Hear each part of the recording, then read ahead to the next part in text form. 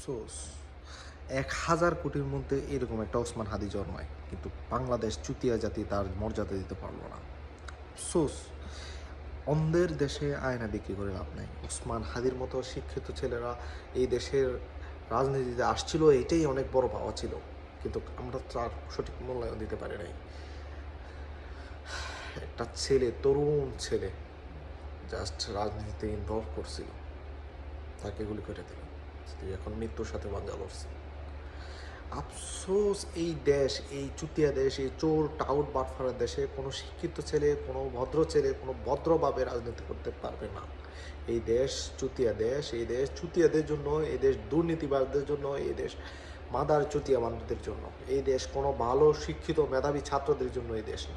আফসোস আমরা, আফসোস জাতি, আফসোস, হায় আফসোস।